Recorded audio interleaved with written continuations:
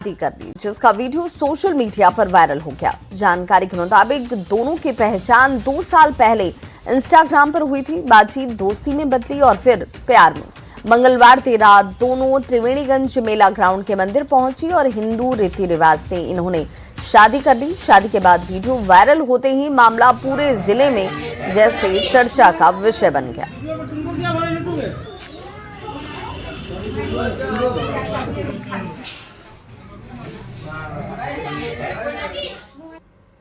वैसे 2 बार मिले हुए हैं, बस मुलाकात हुआ। क्या दोनों को जिंदगी भर साथ रहना है क्या? हाँ, जिंदगी भर। अच्छा, आखिर क्या देखे इसमें जो फिर लड़की को ही से ही आप शादी की? कुछ भी नहीं देखे, हम उससे प्यार हुआ था इसलिए हम शादी कर लिए। शादी का ख्याल कैसे आया?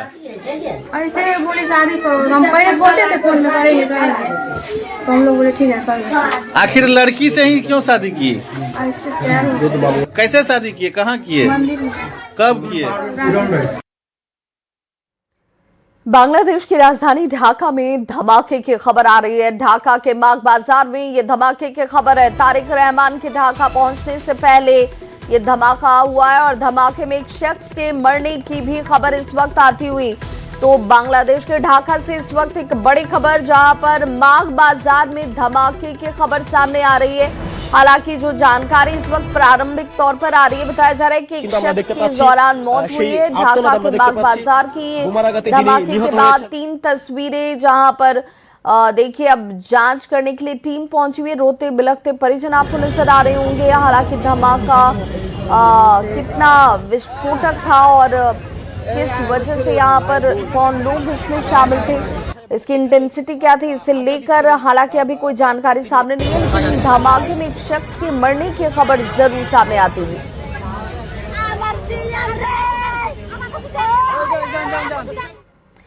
तो बांग्लादेश में हिंदू अल्पसंख्यक दीपू चंद्र दास की निर्मम हत्या के विरोध में रांची की सड़कों पर भारी आक्रोश देखने को मिल रहा है।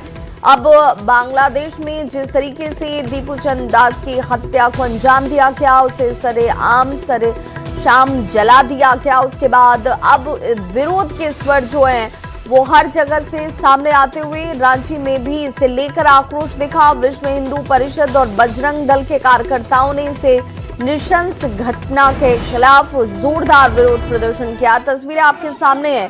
बांग्लादेश की अंतरिम सरकार के खिलाफ जमकर नारेबाजी की जा रही है। बांग्लादेश में हिंदुओं को निशाना बनाकर उनकी बर्बरतापूर्ण हत्या का आरोप लगाया जा रहा है।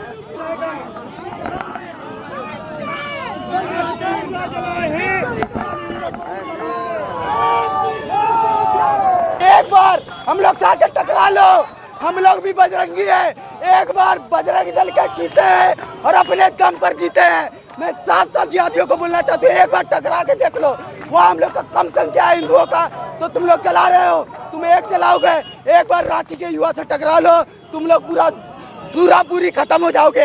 ये भारत सरकार और वहाँ के बांग्लादेशी सरकार को भी यहाँ से चुनौती है कि अगर आप हिंदू हित की बात नहीं करते हैं तो जनता जो हिंदू है वो आपका भी त्याग कर देगी। तो बांग्लादेश में हिंदुओं की हो रही निर्मम हत्या के खिलाफ विश्व हिंदू परिषद और दुर्गा वाहिनी ने बोकारो में प्रदर्शन किया। इस दौरान नारेबाजी करते हुए बांग्लादेश का पुतला फूंका किया। विरोध कर रहे सनातनी हिंदुओं ने ये कहा कि अब वे कट्टरपंथियों के इरादे को कामयाब नहीं होने देंगे, जरूरत पड़े तो इसका प्रतिकार भी किया जाएगा।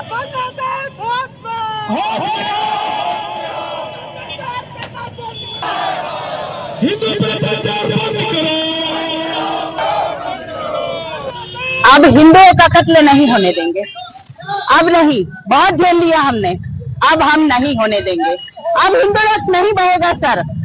अब अगर हिंदू रक्त बहा तो पूरे भारत में आंदोलन होगा, पूरा भारत जलेगा अगर हिंदू लोग का रक्त बहेगा तो। इसीलिए अब हम दुर्गा वाहिनी और मातृशक्ति भी सड़क पर आ गए हैं। इस्लामिक जो कट्टरपंथी है वो हिंदुओं को घृणा की दृष्टि से देखकर उनको तथाकथित कत्ल करके अपना इस्लाम को स्थापित करने की एक साजिश जो चल रही है। लेकिन विश्व हिंदू परिषद बजरंग दल के कार्यकर्ता जब इस धरती, पावन धरती के सपूत जो है जब तक है तब तक हिंदुओं की सुरक्षा हमारी दायित्व है। तो बांग्लादेश में हिंदुओं के साथ हो रही बर्बरता, हमलों और मौजूदा हालातों पर बागेश्वर धाम के पीठाधीश्वर मंत्री धीरेन्द्र कृष्ण शास्त्री का एक बड़ा बयान सामने आया। पंडित धीरेन्द्र कृष्ण शास्त्री ने कहा कि अगर हिंदू एक नहीं हुए तो भारत में भी ऐसे ही हालात होंगे। उन्होंने कहा कि सनातन की रक्षा के लिए संगठित होना बहुत जरूरी है।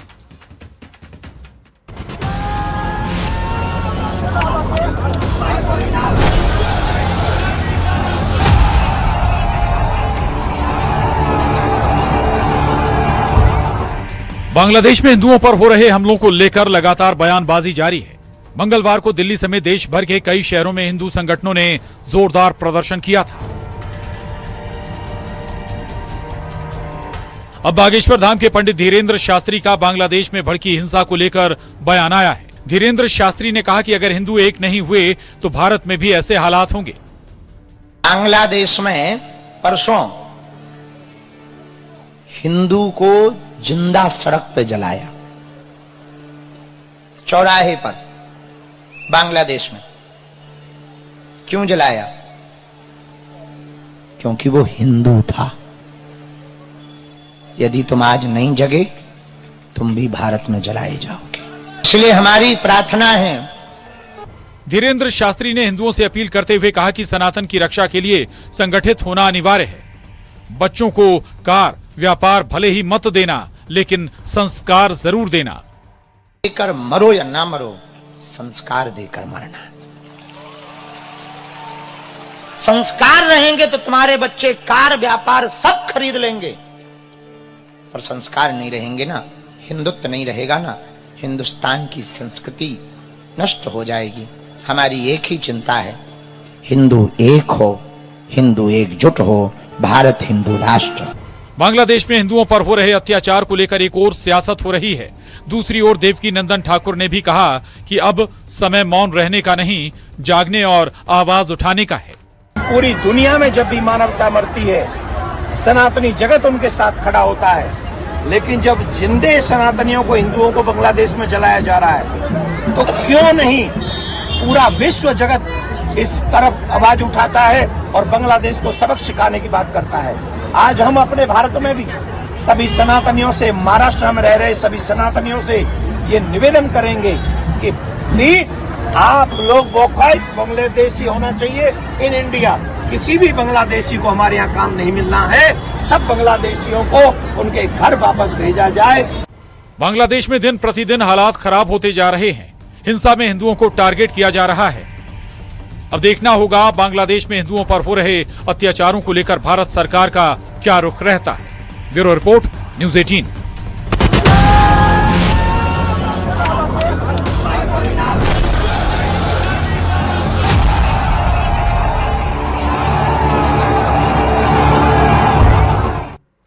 और अब आपको एक ऐसा वायरल वीडियो दिखाते हैं जिसे देखकर आपके होश उड़ जाएंगे। ये वीडियो कहाँ का है इसकी जानकारी तो नहीं है, लेकिन आपको हम दिखाने जा रहे हैं कि कैसे एक छोटा बच्चा खुले लिफ्ट की तरफ बढ़ रहा है और वो नीचे गिरता है। इससे पहले वहां बैठा एक गार्ड अपनी सूझबूझ से पीछे से आकर बच्चे को बचा लेता है।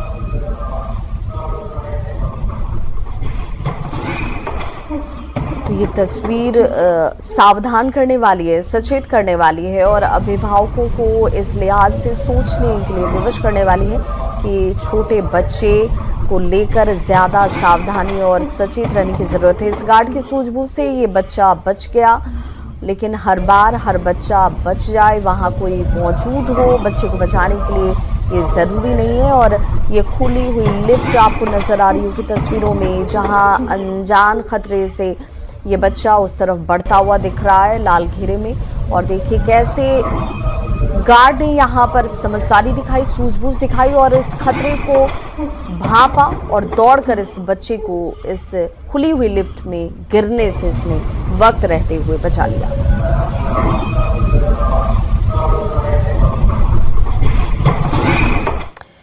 न्यूज़ 18 के सेव अरावली अभियान का बड़ा असर हुआ है। अरावली को बचाने के लिए सरकार ने अहम आदेश जारी किए हैं। केंद्र सरकार ने दिल्ली से गुजरात तक नई माइनिंग लीज पर फिलहाल रोक लगा दिए, यानी अब अरावली पर्वतमाला में कोई भी नया खनन पट्टा जारी नहीं किया जाएगा। केंद्रीय वन एवं पर्यावरण मंत्रालय ने हरियाणा, राजस्थान और गुजरात के मुख्य सचिवों को बुधवार को लिखे पत्र में साफ कहा है कि जब तक सुप्रीम कोर्ट के निर्देशों के तहत और उसकी ओर से मंजूर की गई नीति के तहत अरावली के संरक्षण और खनन के लिए नई क्षेत्रों की पहचान नहीं हो जाती है, तब तक ये प्रतिबंध यूं ही लागू रहेंगे। सरकार का ये फैसला इसलिए भी बेहद खास और अहम है क्योंकि अरावली पर्वत की नई परिभाषा के बाद इस बात की आशंका जाहिर की जा रही थी कि अब 100 मीटर से कम ऊंचाई की पहाड़ियों पर खनन तेज हो जाएगा।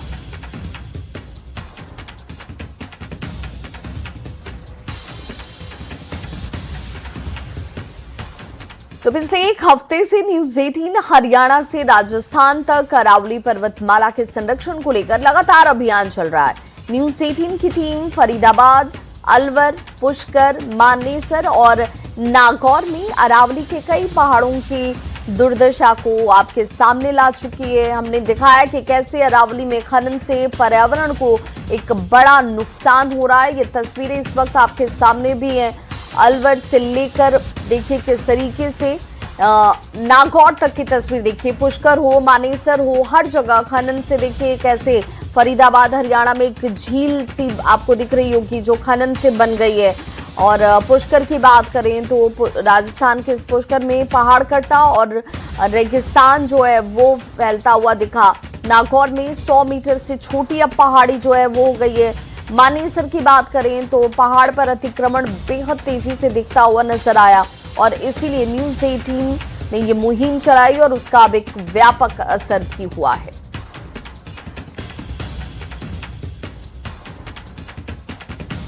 बात अब बिहार की, जहां के पटना के गांधी मैदान में कारीगर हाट का आयोजन किया गया और इस हाट में कई राज्यों के स्टॉल्स लगाए गए। खासकर जूट से बने हुए सामान पर जोर दिया गया है। उत्तर प्रदेश का एक स्टॉल जो सबसे ज्यादा लोगों को पसंद आ रहा है।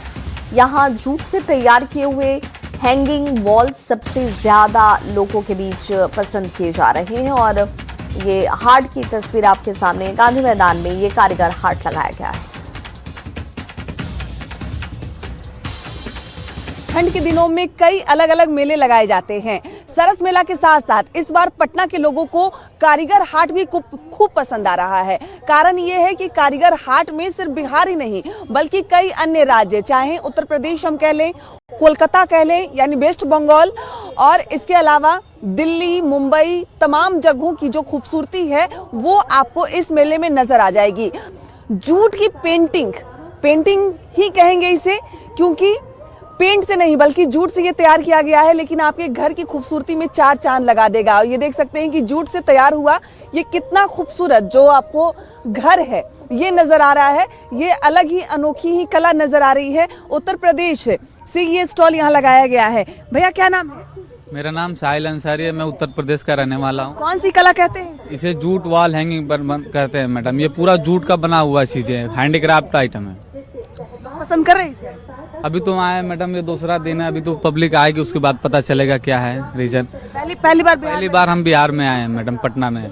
कैसा लग रहा है ये? मैम बहुत अच्छा है। ये लोग का जो हैंडवर्क जो काम किया हुआ है बहुत अच्छा लग रहा है। पसंद आया? हाँ पसंद आया। हम वाइफ को फोटो वगैरह भेजे, अगर पसंद करती है तो डेफिनेटली हम यहाँ सब खरीद के लेके जाएंगे। अपने पसंदीदा सामानों की खरीदारी भी कर रहे हैं और ये देखिए सिर्फ हैंगिंग वॉल ही नहीं, कुछ और खूबसूरत सामान भी इस स्टॉल पे नजर आ रहे हैं और यही वजह है कि लोग आ रहे हैं, पसंद कर रहे हैं और साथ ही खरीदारी भी कर रहे हैं, क्योंकि इस बार जो कारीगर हाट मेला लगा है कई मायनों में खास है और कई खूबसूरत सामान यहाँ नजर आ रहे हैं।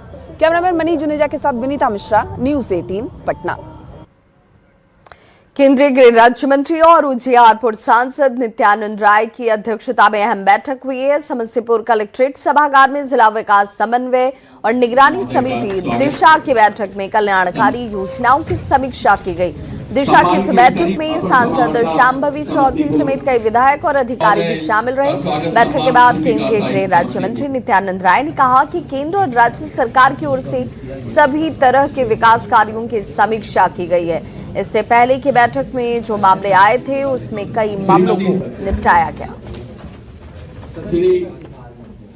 भारत सरकार की महत्वाकांक्षी योजनाएं जो गरीब कल्याण की है और विकास की है, उसकी समीक्षा हुई और समीक्षा के दौरान आज स्पष्ट रूप से अधिकारियों के द्वारा उन सारे कामों को सफलतापूर्वक किया गया। समस्याएं थी, आदरणीय हमारे नित्यानंद जी के अध्यक्षता में बैठक हुई और जितनी भी माननीय जो सदस्य थे इसका जो अपनी बात रखे क्षेत्र का सारी समस्या को सुना गया। जो पिछले बार समस्या रखी गई थी उसका अनुपालन में क्या क्या रिजल्ट आया उसका परिणाम बताने का काम किया प्रशासन के द्वारा। मोतिहारी के राजेंद्र भवन सभागार में सांसद सड़क सुरक्षा समिति की बैठक हुई, जिसमें सांसद राधा मोहन सिंह के साथ साथ तमाम विधायक, मेयर, डिप्टी मेयर के साथ साथ जिला प्रशासन के अधिकारी भी मौजूद रहे। वहीं सांसद राधा मोहन सिंह ने सांसद सुरक्षा समिति को लेकर कई दिशा निर्देश दिए। कई जगहों पर फ्लाईओवर का निर्माण करने के साथ अधिकारियों को सुझाव दिए गए। सड़क सुरक्षा को लेकर जागरूकता रथ को भी सांसद ने हरी झंडी दिखाकर रवाना किया। सुरक्षा की दृष्टि से भारत सरकार और सभी राज्य सरकारें बड़ी तेजी से अभियान चला रही है और अभी जो अपने जिला में आज एक रथ यहाँ से निकलेगा और मुख्य रूप से लोगों से निवेदन यह है कि आप सिर्फ राहगीर मत बनिए, राहवीर बनिए। खबर सासाराम से, जहां जिला विकास समन्वय एवं निगरानी समिति की दिशा की बैठक आयोजित की गई। इस बैठक में सासाराम सांसद मनोज कुमार, काराकाट के सांसद राजा राम सिंह सहित कई विधायक शामिल हुए। सरकार के द्वारा चलाए जा रहे विभिन्न योजनाओं की समीक्षा हुई। जिलाधिकारी उदिता सिंह ने बैठक से पहले माननीय सदस्यों का स्वागत किया। बैठक में मुख्य रूप से धान की खरीद, उर्वरक की उपलब्धता, गेहूं की बुआई, शहरी क्षेत्र में जल जमाव एवं जाम की समस्या पर चर्चा हुई। आज पहली बार दिशा की बैठक में भाग लिए हैं, लेकिन अब साल में 4 बार दिशा की बैठक होगी और सभी माननीय सदस्य अपने अपने क्षेत्रों का जो भी समस्याएं हैं उस पर रखने का काम करते हैं और उस पर जो भी कार्रवाई होती है वहाँ अधिकारियों को बताया जाता है कि आप इस पर कार्रवाई करें और लोगों की समस्या को हम लोग रखते हैं। और पटना से बड़ी खबर आ रही है, जहां स्वाद के नाम पर लोगों की सेहत से खिलवाड़ का एक बड़ा खुलासा हुआ है। जी हां, खाद्य सुरक्षा विभाग की टीम ने एक साथ कई रेस्टोरेंट और जूस की दुकानों में छापेमारी की है। मिलावटी पनीर और जूस को गाढ़ा करने वाले केमिकल के इस्तेमाल का खुलासा किया गया है। कंकड़बाग इलाके में फूड इंस्पेक्टर ने अपनी टीम के साथ ये छापेमारी की कार्रवाई को अंजाम दिया, जहां पर एक जूस दुकान में ऐसा पाउडर मिला जिसे जूस में मिलाया जाता था और जूस गाढ़ा हो जाता था, लेकिन दुकानदार ने न तो उस केमिकल का नाम बताया और ना ही वो इसे कहां से लेकर आता है ये ही बताने में वो सक्षम रहा। फूड सेफ्टी इंस्पेक्टर ने दोनों दुकानों को फिलहाल सील कर दिया है।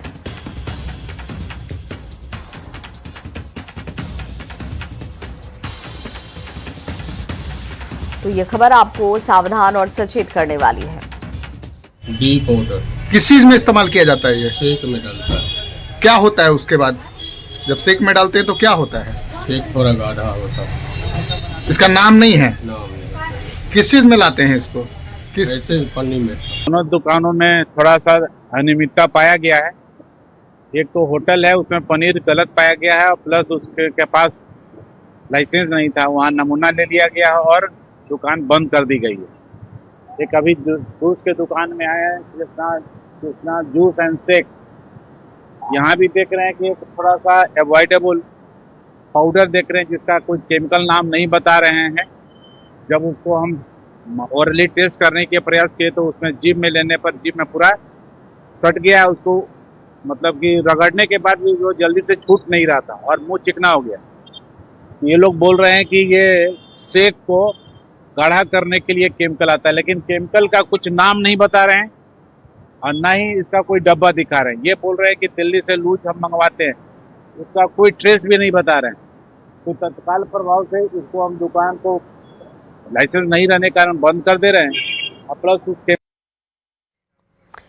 भागलपुर और आसपास के जिलों में शीतलहर की स्थिति बनी हुई है और ऐसे में आम जनजीवन पूरी तरह से अस्त व्यस्त हो चुका है। कोल्ड वेव की वजह से देखिए जिला प्रशासन के साथ स्वास्थ्य विभाग की टीम जो है वो लोगों से सावधानी बरतने की अपील कर रही है और यहाँ इस वक्त सभी अलर्ट मोड पर हैं। मॉडल सदर अस्पताल में 8 बेड का रिजर्व वार्ड बनाया गया है जहाँ ठंड से बचने के लिए कई तरह के इंतजाम किए गए हैं।